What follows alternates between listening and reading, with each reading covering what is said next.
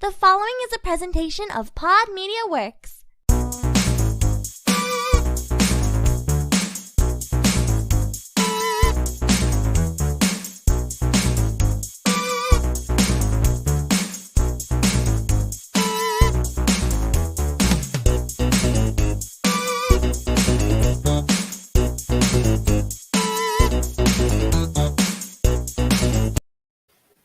Hello, everybody, and welcome to this week's episode of the Totally Rad Movie Podcast, where we take a movie from the 80s or 90s that Larry probably hasn't seen, and we discuss it for your viewing pleasure.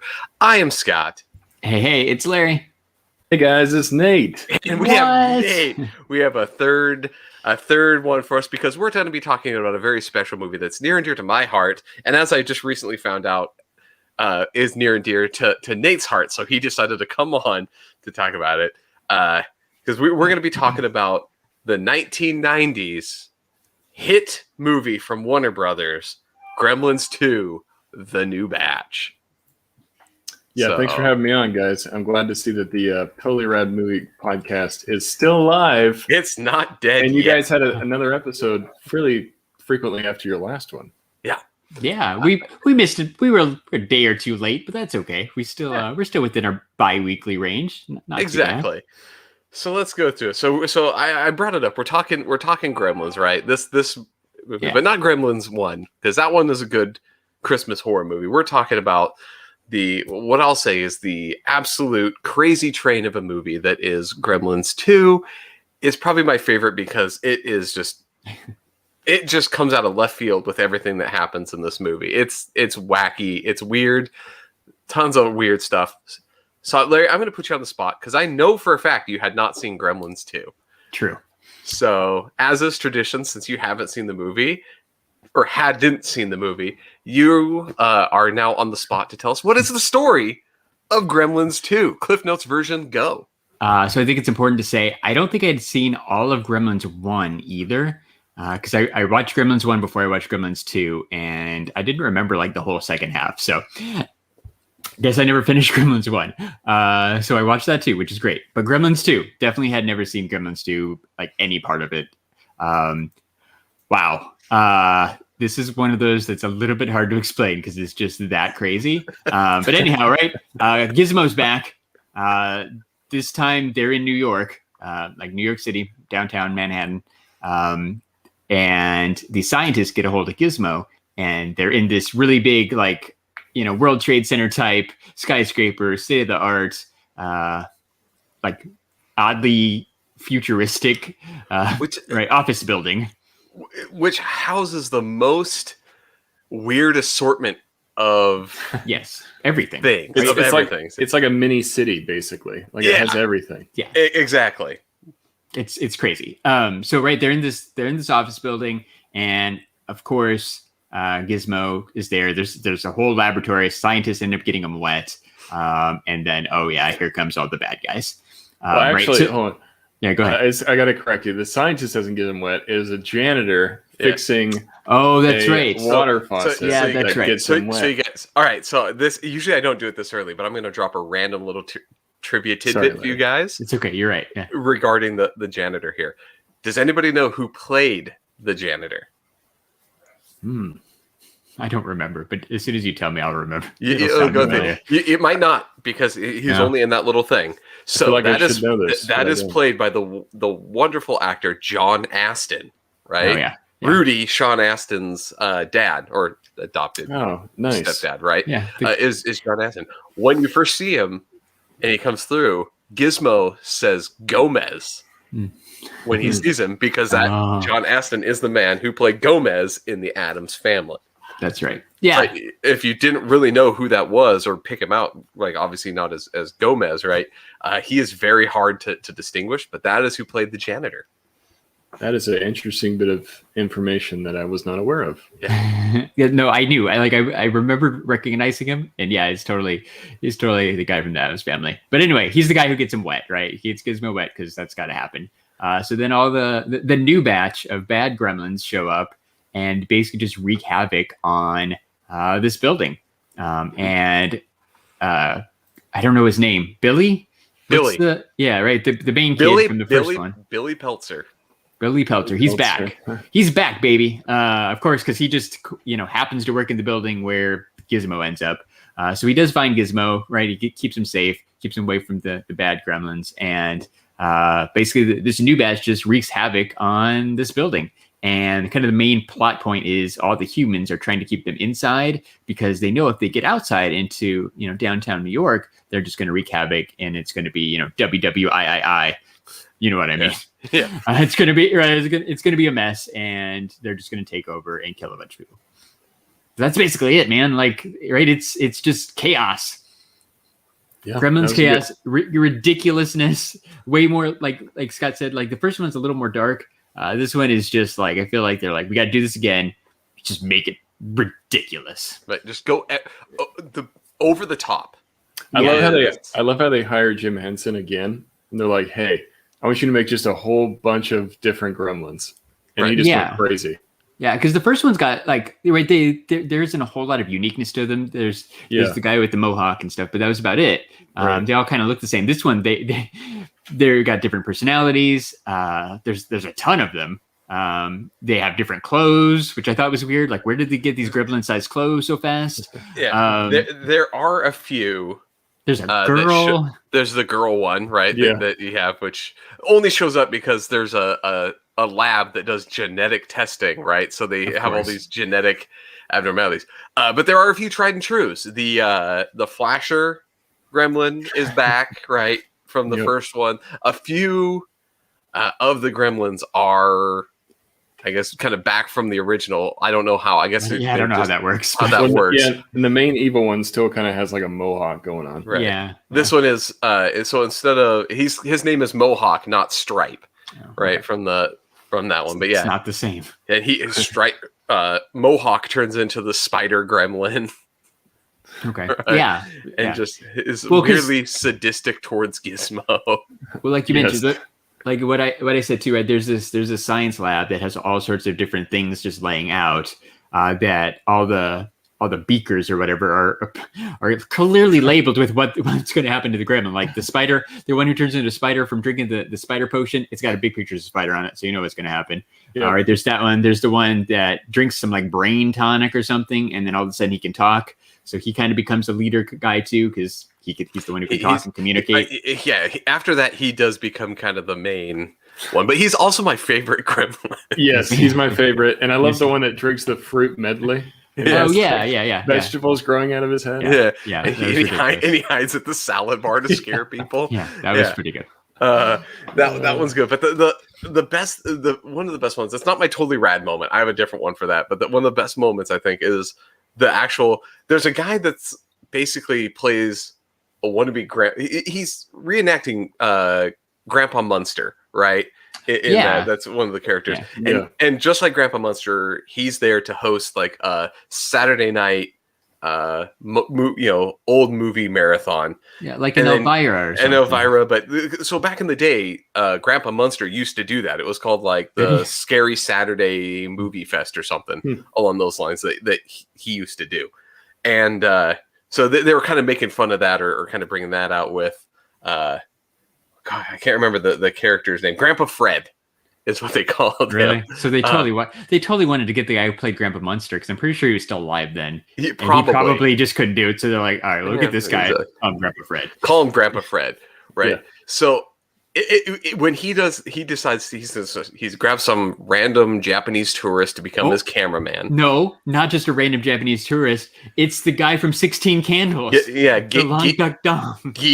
Watanabe, I think is the guy's name. Yeah, it's that guy. Yeah, it's that guy. Very famous in the 90s and 80s, right? He's the Japanese actor from that time period. So he gets him as a camera, and they're doing the interview, and he's talking about civilization and how gremlins want to be civilized. And one of them keeps coming up and is like, "Mah, mah, mah, mah," into the thing, and he just pulls out a gun and shoots it. And he's like, "See, and was that civilized? No, it was not. But I'm going to start investing in canned food and shotguns." Yeah. It's weird because he's got the best lines in the whole movie. He really does. It's it's one of my favorites. I do like the original, like 4 that eventually become, just because if you know their names, so there's Mohawk, and then they're also credited as I think Daffy is one of them. Oh, the other one is one. the dirt one, and then there's what the kind of dumb but really strong looking one is called Lenny from Of Mice and Men. So there's I forgot about the dumb one with the derpy eyes. I love the one that like goes crazy. He's got like the eyes that are just like isn't that the one? So Billy's there, and he tells Phoebe Cates, I don't know her name either, or he tells his girlfriend to go find Gizmo because he's like in the drawer or something. So she goes to find him, but clearly she doesn't know who Gizmo is. So she gets the derpy looking one. She gets Daffy. Yeah. He's like, what do you mean? This is a Gizmo? Looks just like Gizmo, but he's got the crazy eyes looking all over the place. Yeah. So they're George and Lenny. Yeah. How could she get that from? Yeah, the third one or the fourth one I'm thinking is George. So George and Lenny are from Mice of Men.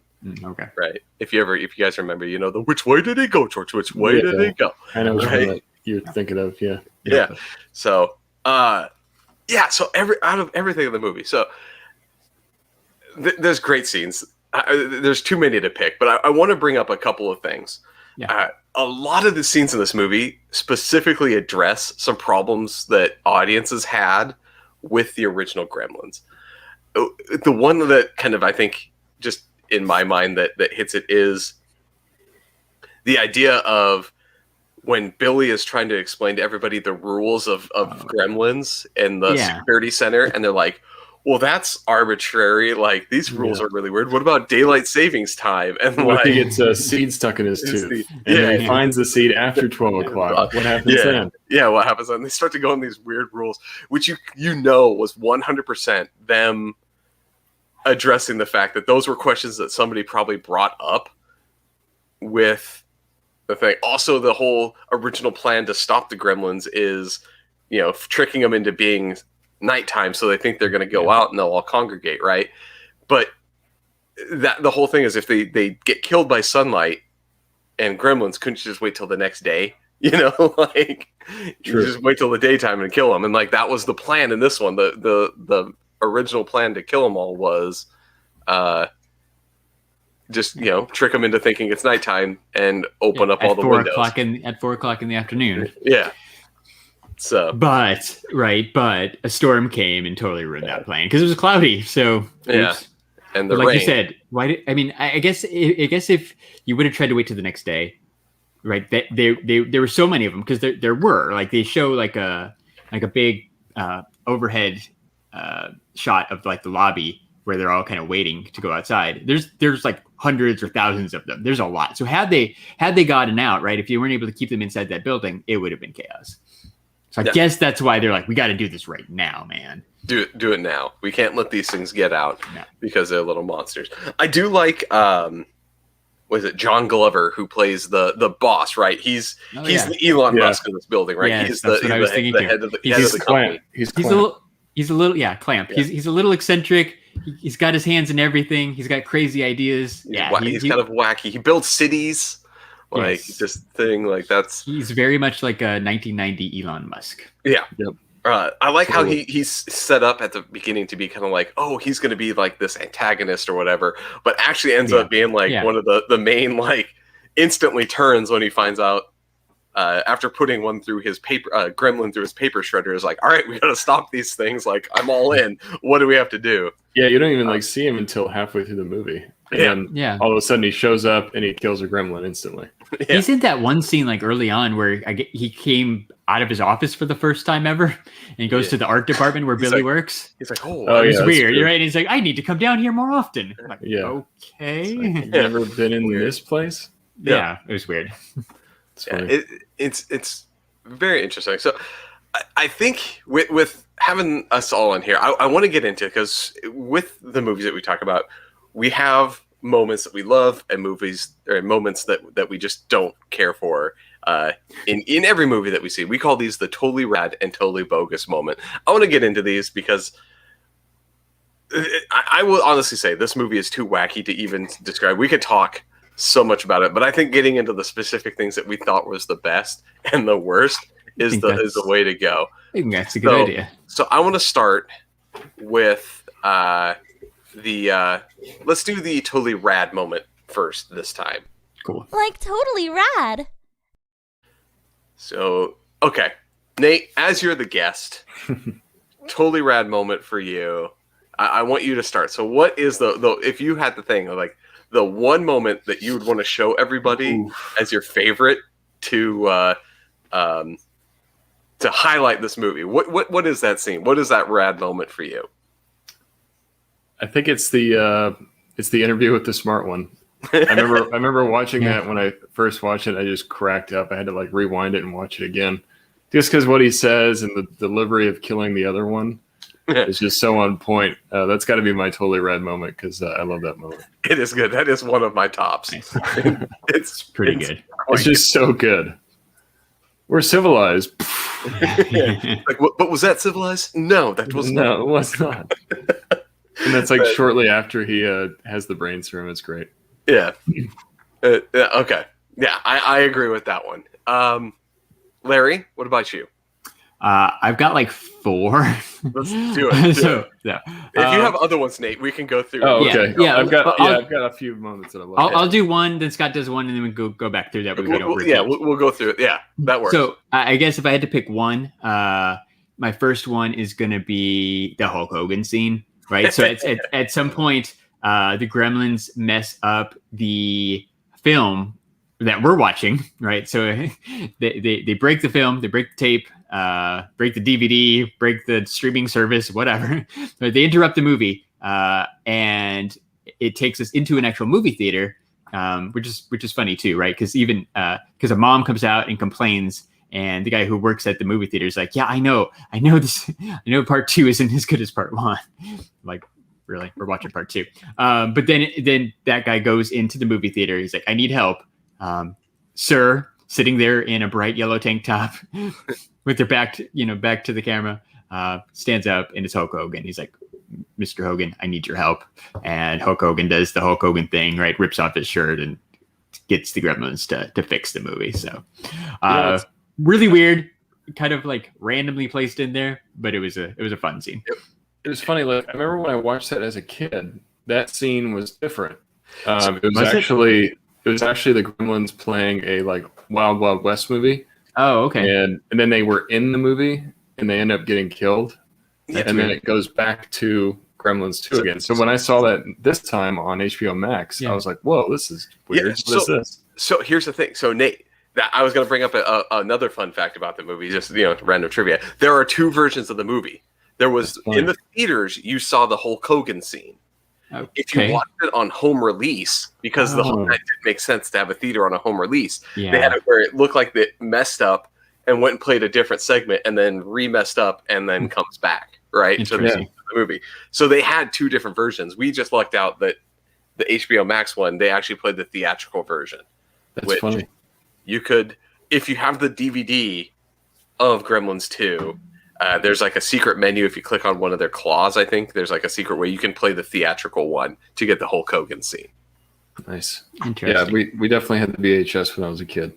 Yeah, which makes sense. It's really weird that they thought like, hey, people who get the VHS or rented a Blockbuster, they're not going to get this Hulk Hogan scene. Yeah, like right, they're not in a movie theater. They're at home on their couch. So we're going to think they made it fly. They made it like somebody taped over a part of the VHS, right, to a different movie. Yeah, it's almost like they spliced the film together with something else and then ran that. Right, and then it's the Gremlins in the scenes killing each other. Yeah, Tyler Durden style or whatever with the thing. Oh yeah. So it was cool, like little intermission. Yeah. Okay. So mine is Gizmo Is Rambo. Yes. When he finally decides to have enough, because he's been pushing around, and he puts the headband on, and he makes the bow out of the paperclip and the flaming arrows, and he goes to take on Mohawk, right? Like that's Spider Mohawk. Yeah, Spider Mohawk. Yeah, that was going to be one of my favorites too. And sets him on fire. Yeah. It's so Rambo style. It's like so good that way. He comes out of the vent and he saves Phoebe Cates and I don't know the actress name, but the character is Marla Bloodstone, right? How can you forget Marla Bloodstone as a name? Marla. All right. So Nate, you said you have a bunch here. What's another one? Because we'll go one more time around. Yeah. My other one is probably the bat. Well, no, not the bat. Oh gosh. Are you sure? What about the bat? Right, so the guy drinks the bat serum or whatever, Yeah, and he flies out of the building, and there's the Batman symbol. Yeah, That was okay. pretty cool. That's what I was going to say, the bat, because it shows the Batman symbol. It's like a throwback to another Warner Brothers film at the time, which was 1989 Batman. Yeah. So it was definitely the Batman moment. It was cool, and I love how he like injects him with the sun serum. I mean, he could have been like a dangerous bat. Oh yeah. And then randomly gets coated in concrete, goes on the top of a building, and solidifies. It's like, okay, well, that's the end of that one. That one, the only one that got the sunscreen. Yeah, that was right. dumb too. That was the serum, like The genetic sunscreen. That one was just dumb. Oh yeah, it just happens to be there, right? Like Yeah. And then what was the point of showing that if he can't use it anyways? You know, I don't know. Yeah. Like you Just said, he goes- died right. I mean, it worked, but he goes and died he- right away. And he goes in and bothers Murray Futterman from the original. Oh, that's right. Yeah, I didn't even remember that guy. Right? It shows him. He's just the random guy in the street who kills the Bat Gremlin. And then like he goes towards where the building is, and he's like, "Oh no, those are." I think he's talking to the CEO. He's like, "Oh no, those are gremlins." I'm like, "How does he know that?" And then, "Oh yeah, okay." He goes inside, and then he knows Billy. I get it. So yeah, if you don't remember, because it's not. You don't actually see him die, but he basically dies in Gremlin. So it's weird that he's back. Oh, But really? I think I because don't remember. he's the one that had the I think the snowplow that drove through. Oh yeah. Yeah. Okay. Yeah. So That's right. all right. So that works. So Nate, I am very glad that you brought up the gargoyle because that one is Yeah, that was good. That was a to fun be scene. terrified, and the fact that it just goes on a building and instantly dries, It's just is silly. like- It's gone. it's silly. It's so silly, but it's a fun thing. So all right, Yeah. Larry, another one for me. So I've got two quick ones. The most important one is Phoebe Cates because she's awesome. Just Phoebe Cates. And the other one is I lost it. We talked about it when the CEO guy, right, the boss guy, is in his office, and the one gremlin shows up, and he just shoves him through the paper shredder. Just shoves him, not a little bit, just toe to head, green goo all over the place. And then those people walk in his office, right, Billy and the other guy, and at first he kind of acts like nothing's happening. He's totally chill, and he's like, yeah, this is okay. And then they start talking about how they're getting taken over, and then like you guys said before, he's all in at that point. He's like, all right, we got to do this. What's the plan? Well, because that guy's like, you could be the savior of the city, and he's like, savior. Right? He wants the Yeah. He wants the glory, man. He wants the glory, right? Yeah. That it goes through. Okay. So now I got to think. All right. What do you got? I love the whole scene with Microwave Marge. First off, I love Microwave. Oh yeah, Microwave I Marge is love pretty She cool. Microwave is Marge. a great addition. She's Some the people great- use a little sherry. I use I a use lot. a lot. No, like just a drunk lady who does microwave cooking TV commercials, right? And then like the pot and I mean that's where the gremlins come from, right? They put pans in the microwave, sets off the thing, sprinklers come down and gets them. But the fact that Daffy pops out of the pot and he's like, "Grr, grr, grr," like it's like, I love that whole scene with Microwave Marge. Yeah, she's great. I'll do another quick one because I think it's funny. I love the elevator scene when Phoebe Cates gets the elevator 38 and then going down like Yeah, yelling like 100 miles an hour. She's flying up in the air. and then it ends up just squishing them all at the end. Yeah. You're like, oh, they all get squished. Phoebe So Cates there's- fine. Everything else is dead. Yeah. And then those two ladies who are waiting for the elevator see that Phoebe Cates is all busted up and on the floor, and they're like, "We're okay. We're just gonna wait for the next one." Yeah. And then they walk away. Yeah, don't help the poor lady. Yeah. Just No. Like a lady covered in green goo. Yeah. No, we're out of here. All right. So that was enough. I love Microwave Marge. Let's go through. Nate, Larry, do you guys have any other totally rad moments? No, I'm good. Yeah, I think we've Okay. said the best ones. Well, Perfect. the stock market scene. Where they're is a on good the one, too. phones and all the gremlins are like Yeah. making stock, like buy, sell. Yeah, Yeah, I'm just investing in canned foods and shotguns. That's the best one. it's pretty good. It's a really good scene again with the smart it's a gremlin. smart one, and just And Best again- character of the whole movie. Again, with just the most random things inside this one building. yeah, like a Yes. stock, Okay. a stock office, Stock floor. Literally like a TV city in a building. studios. Yeah. Yeah, everything. Well, I mean, that's why they chose it, right? As the scene or scenery is, you can literally have everything inside this New York City skyscraper, and they did. I would Okay. live there. So, well, not now. I like that. I like that. Come on. So, okay. Actually, I have one more I need to bring up. We need to bring up the hilarity that ensues with Robert Picardo, who played, I think his name is Forrester, the head of security for the building. Yeah. Who there's the girl gremlin that just falls in love with him. That And guy. I just love the scene at the end when she's in the wedding dress. She finds a wedding dress that somehow, and they're playing the wedding song. Like, and she makes this weird noise as she's like inching towards him. Like, That was a little creepy, Scott. yeah, it was it was. But, yeah, but she does, like, if you watch She it, does, like, though. there's She a does. weird little like noise as she's stepping forward. Well, at the and end- she does like the same kind of noise when they do that New York song, Yeah. and they like prop Oh, her yeah. up, and she's wearing that like really scantily clad dress, like, which is a little weird because they really sexualize this like female gremlin and give her boobs and stuff. It's just like, all right, you guys took that a little too far, maybe. you Just a little did bit. you did go a little far with that one. So before we get into the bogus moments, we do need to talk about the ending, because I do actually think it's quite enjoyable the way that they decide to finish it. So we got to bring it up. There's the electric gremlin, right? So one of them drinks a genetic thing to turn him into electricity, and they trap him in the phone system. And so Billy has the idea, since they can't use sunlight to kill the gremlins, what they'll do is he sets off not the fire alarm, he takes like a fire hose and sprays them all down, gets them wet, and then zaps them with the electric gremlin to kill everybody. And it has some of the most graphic melting scenes. It is like just a whole thing of nasty gore. There's one in particular, though, that gets me every time. It's the one dressed as a witch yelling, I'm melting all over the world, and does the witch from Wizard of Oz. I think That's pretty clever. like, it's absolutely amazing. So that the little like idea of how they end the gremlins. So the original idea, I think, was planned was that they were just going to fill the building with concrete, like just from top to bottom. But then somebody was like, CG is pretty cool now. We can do this electric gremlin. They're like, better idea. He electrocutes them all.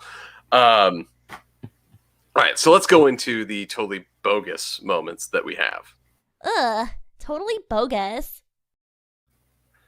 So, I'm going to start off with this one and say there's not Go for actually a lot that was really that bogus for me for this movie. Even on its dull parts, there's still something weird and enjoyable in it. It's batshit insane in a good way, and I there's not a whole lot bad that I can say, right? There is one thing, though, that I have a big problem with. In the original Gremlins, Mr. Wing, right, kind of played this like mystical, magical character, right? He's there at the beginning. He gives Gizmo to the Peltzer family, right, as the pet. And then at the end of the movie, he shows back up magically, takes him back, right? And it's like, oh, he told you weren't ready or whatever, and takes him back. He kind of played this mystical kind of character. You think, maybe is he even like a human? You don't know all that much about him, and I like that way. This one starts off with him refusing to sell his shop, which I thought was weird because it was implied that it kind of moved, right? Refuses to sell his shop for this other development that's going on, and then ends up dying. And like, it really took away like the mystery of that character, that you just find out he's just a dude, right? Like, old dude. It's just this old dude who coughed. Yeah, that's it. Like, you kind of make it sad because I liked him being more of the like a mystical, magical character, right? Because you have this whole idea of, you know, the Mogwai and the Gremlins and everything. Like, it to me, it made me sad because I really liked him in a different way. So that was my totally bogus. That's the only thing I can really say I had a problem with. Yeah, like it's like they wanted to bring him back, but they didn't know how to do it. Yeah, that's all. And because he like you said, he had Gizmo, so they kind of needed to bring him back, and they just like he's quickly written out of the movie, right? He has no significance other than he has Gizmo on his desk. That's it, and he's got a cough, and then he dies. I've got 2 bogus moments. Ooh, but bogus. I do agree that overall the movie is just very enjoyable to watch. It's one of those movies you can kind of just have on, and it's just fun, because like it's stupid fun. It's good stuff, and you don't really get this anymore in modern day movies, where a movie can just throw a bunch of puppets at it, and it's actually pretty enjoyable, and it's a good time. Anyways, right. Bogus moments. The first bogus moment is when Phoebe Kate, when she takes the wrong Mogwai home. Yeah. I'm just like, what the? How do you think that one with the loopy eyes and like just going crazy? Super crazy. Yeah. Like, how can you think that is Gizmo? Gizmo like almost saved your life in the first one. Like he was a big part of them getting out, right? Yeah, like she should have seen him more, or at least had more. Like, because when the husband got home, he's like, "This is not Gizmo. What's wrong with you?" Wow. Yeah, and man, he doesn't like Phoebe Cates either. Phoebe Cates is amazing. Dang. And then Ed says, in her defense, Phoebe Cates is not exactly a smart person. Ooh. Not necessarily. We won't say like Phoebe Cates isn't the smart, but like her character in that Kate is kind of dumb. Like, yeah, right. Like she has the scene about why she doesn't like President's Day with Lincoln's birthday, similar in the vein of her rant about why she doesn't like Christmas, right? Phoebe Cates, the character that she plays, not herself, but the character she plays is kind of a ditz. But yeah, you're right, Nate. Like you'd think that she should know better. Was Gremlins 1 before or after Fast Times at Richmond High? Does anybody know? I feel like it might have been just before. I want to say it's after. This one definitely would be. I feel like Fast Times at Richmond High is 82, and the original was 84. Yeah, so Fast Times was first. So she was already kind of a star, right? She was at least pretty well known when Gremlins 1 came out, and she was probably like a fading star when Gremlins 2 came out. So, probably. Yeah. All right, what's your second one? Yeah. Oh, yeah. So the second one is that this movie endorses rape, all right? Yeah. The female gremlin rapes a man. Yeah. Well, he was kind of into it at the end. Well, at the very end, at the end, when the scene in question happens, he does the whole like, all right. There's that moment leading up where you can tell he's just like, he doesn't want it, and she was just all over him like, don't worry, big guy. She's like kissing him. God, I love the lady girl. Like, that's when you really don't want it, and she just won't take a hint. It's a very sexually aggressive lady gremlin. Like it's very it's it is true. She does give off some rapey vibes to force her. Chases him basically throughout the movie. Yes, she's like always on his ass. Yeah, she's always getting it too. I mean, persistence pays. Yeah, persistence pays off in that one. He's covered with all the lipstick marks. Yeah, they end up getting married in the end. With the wedding thing. So here's where I think is weird though with that whole scene with the lady gremlin is it's shown that she wasn't down when she got sprayed with water, right? Because she's the only remaining gremlin, right? Even though she was down there and somehow quickly got back up, but whatever. Back up to the top floor with the wedding chapel question, right? But she is a little rapey. Larry, let's go into yours. What are your totally bogus moment or moments? I think I only have one. You guys brought this one up before too, and I know you liked. I didn't really like the guy, the gremlin who could talk. He was okay. I like the scene Nate mentioned about the interview. That was pretty funny. But in general, I didn't like the fact that the one guy got smart, and I definitely didn't like the musical number at the end.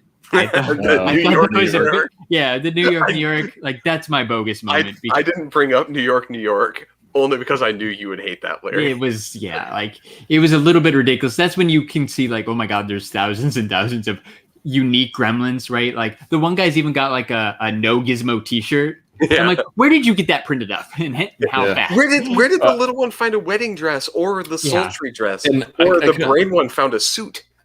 I can only imagine that, like, there's probably many hours of Gremlin scenes that got cut. Like, they probably just filmed a whole bunch of different stuff. And they're like, all right, hopefully some of this stuff makes it into the movie. To the question of Larry's point, though, at what point in the movie did they go, you know what, this really needs to finish it off? A musical number. Not just them singing. Not just them singing, though. They're like, we need to have them do a full-on choreographed song and dance to New York, New York. So yeah, I thought that was. Manny is saying that there was a Rhino Gremlin that got cut. Oh, that's weird. Brownie and Penny Gremlins got cut. Oh yeah, there was a bunch of them that were cut for. Did you? I wish there was like just another reel of all of those. And I was going to say this when we were talking about the girl Gremlin and the man getting married. They could have done Gremlins 3, the new batch, which is half human, half gremlin. Ooh, that's creepy. Yeah. That would be scary, huh? Yeah. Yeah. Do you think they'll ever make like a Gremlins 3 or a Gremlins reboot? Or I mean, that was 1984. I don't think we're going to get one anytime soon. Yeah. I mean, I wish. So, But so I think they've basically not given up the license for it, but there's been a lot of like fan films that have been made that have been like Gremlins 3. And I think there was even, I don't know if there's actually a version, but I remember there being talk of a TV show that was like a prequel that followed Mr. Wing and how he got Gizmo. But that I'm not sure. Like, I don't know, like, that's what it is. But yeah. That'd be cool. It'd be like the discovery of the 3 rules, you know? Yeah, a little backstory. That would be That'd be why you cool. can't. There's also there's one that a story that somebody made where Gizmo becomes a gremlin, like he eats after midnight or whatever, and but maintains his like nature, and so Funko Lover 30 says that gremlins are so cute, and she's right. Like they should totally merchandise them, right? Like like throw them on a T-shirt. Make dolls. Make those suction cup hand guys and put them in the back of cars. That part was really funny too. When the CEO boss guy meets Gizmo and he's like, he's really cute. Let's do all these merchandise things. Like, get on top of this. You're gonna make so much money. Like that was funny too. You can actually buy Gremlins figures from NECA. I saw one. I saw one at Target yesterday. Like, oh, hey, I know that movie now. They had like a whole bunch of them too. They have like the Flasher Gremlin. They have like the Christmas ones from the first movie. Yeah. They even have like a Mogwai. A Gizmo. I love. It's cool. If we're talking about the best ones, it's the Christmas Caroler ones from the first one. Oh yeah, that are the I think best. they actually made the Spider Gremlin too at one point. Did they? It was like a big one. Yeah, that would be crazy. I don't think I've ever seen that before. There's some pops too, right? But like Funko made the girl, and there's a couple gizmos, I think, including the car. Like there's a pop ride, which is pretty cool. We got a couple comments from the chat. Elizabeth says that would be awesome if they made another Gremlins movie worth watching. Yep. And Fox Pixar Media really wants us to talk about the WB logo. Did you guys notice something different with the Pixar, W? I mean, he is so persistent. I appreciate your persistence, my friend. I don't know what that is. I haven't seen it at all. Sorry. Yeah. Chuck Jones went on board and did everything about the WB logo. Yeah. I mean, according to Fox Pixar Media. Yes. So so he came back in and did like I know that they brought Chuck Jones back to do all the animation for this, but who's Chuck Jones? The Looney Tunes guy? Looney Tunes guy, yeah. And that's why they have the opening, right? The 50-year anniversary opening for okay. Daffy Duck and Bugs Bunny and everything. That makes sense, I guess. Cool. So cool little setup. So all right, we've been going through this, but it's now time to do the ratings. Nice. Now, again, I bring this up every time but I feel it needs to be said. We're not going to rate this based off of just general quality of the movie. We're going to go based off of how well this movie holds up, and does it still entertain us today like it did back then, or in Larry's case, seeing it for the first time 20 years, today, 30 years after it came out. How well did it hold up for him today? And let's start with Nate. Out of 5, how do you rate Gremlins 2? I definitely like Gremlins 2 more than I liked Gremlins 1. It's one of those movies that just hits that nostalgia button for me. I'm going to have to give Gremlins 2 a 5 out of 5. It's a classic. It's one of those movies I don't get tired of. Yeah. Nice. My brother also has a much love for it. We used to watch it together as kids. So it's just one of those movies that I've known forever. That is very cool. That's why I had to be here today, because I was like, all right, I got to show my respect to Gremlins 2. And so before we go in and get anyone else's thing, Ed, hold on, because I have an idea, and we'll bring it up on the air here for what's next. I love Ed's suggestion. Yeah, they're good, but I have Ed's suggestion. We will get to the one that he asked for, Maximum Overdrive, because he sent it to us. It's the movie that almost killed Children Ad Movie Podcast. Yes, we will eventually get to that one, but I have another one that I want to step in that is very fond for me. But let's go on. Larry, out of 5, what is your rating? So I really liked it. I really liked the first one too. Probably would give the first one 5, even though you didn't ask. But I'll give the second one 4. It was 4 stars. It was enjoyable. It holds up. It's still weird, but it was a fun watch. That's all I'm really looking for. Perfect. And I'm actually going to agree with Larry. I give it a 4. For a lot of the same reasons for Nate, right? Like it's nostalgic. I can watch it today and I'm as awestruck as it was back then. Like it's so goofy. I appreciate it more as an adult because there was a lot of adult humor that you didn't get as when it was a kid coming out. But I very, very much enjoyed the movie. So yeah, 4 out of 5 for me. Cool. Nice. Yeah, it's a good movie. Glowing reviews. This is. I mean, maybe not the second one, but Gremlins 1 was one of the movies that I was thinking of when we first started this. I'm like, because it was on Netflix at that time, many weeks and months ago when we started this Totally Red Movie podcast. And I'm like, I kind of want to watch Gremlins. So Gremlins was actually part of kind of my inspiration for wanting to do this podcast. So yeah. Real quick, while I'm talking, I'm not going to stop, so I can do a shout out to Brian Rainey. Oh, Brian, what's going on, man? Brian Rainey. So Brian, he prefers Gremlin 1s. It's that nostalgic Christmas movie. Gremlins 1 is a great Christmas movie. It's definitely not. I mean, I said I prefer 2 more, but Gremlins 1 is still a great movie. I won't turn down Gremlins 1, right? Like that never will turn it down. But Gremlins 2, I think for me is the better one, just because it takes the idea, concept of this and goes off on the deep end in a really great, crazy way. So before we go in, and Larry, I'll let you do your thing and you do all the fun stuff here.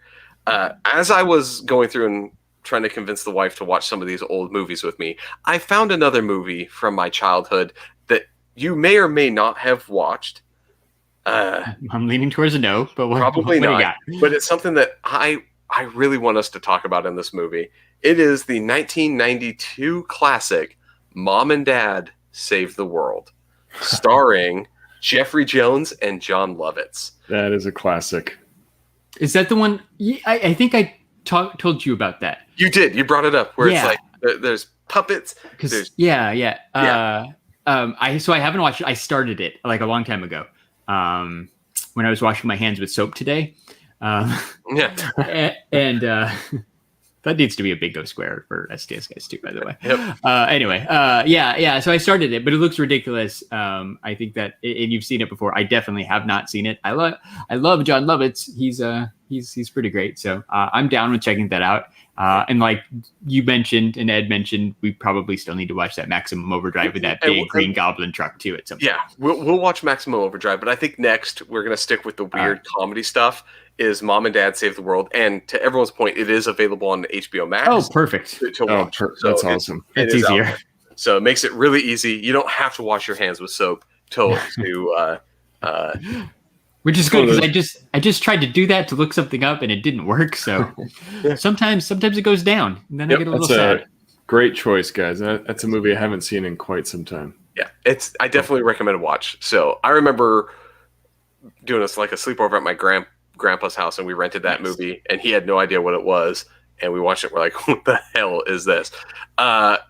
Fox Pixar Media also brings up Airplane 2. I think at a certain point, since we did the first one, we will have to go back and watch the second one. Yeah, but we just did. I mean, it was like 6 months ago, but we just did. But because Airplane 2, part of Airplane's 2 charm was they reused a lot of the stuff from the original one. Oh, okay. As part of the joke is that it's the same stuff happening again, and the idea of sequels are just the same thing rehashed, right? So, like, I would like to keep it a little bit of space in between them. So that's it. So cool. So I say we do Mom and Dad Save the World, then Maximum Overdrive. I think we got our next two ones locked in. So I'm totally okay with that. So I think as we wrap up, we're gonna do a raid on Twitch. So stick with us. But really, if you're watching live, but super important, Nate. You've been here before on the Totally Rad Movie Podcast, but you've had some big news, podcast related news since then. I heard a rumor that you have a new podcast. What's that all about, and where can we find your new podcast? Well, thank you, Larry. Yes, I have a new podcast with my buddy Prime to the First, who, if you follow the STS guys, he's been on there quite a few times. Me and Josh talk about all things toy collecting, new pre-orders, toy photography, the toy community. We talk about all kinds of stuff. You guys can find us on Anchor and Spotify, the Figure Booth podcast. Check us out. Nice. Awesome. So if you can't get enough of Nate, he's everywhere. I'm everywhere now. Right. And he'll be live with us on Saturday night for the regular STS Guys podcast. That should be fun. I have no idea what we're talking about next week.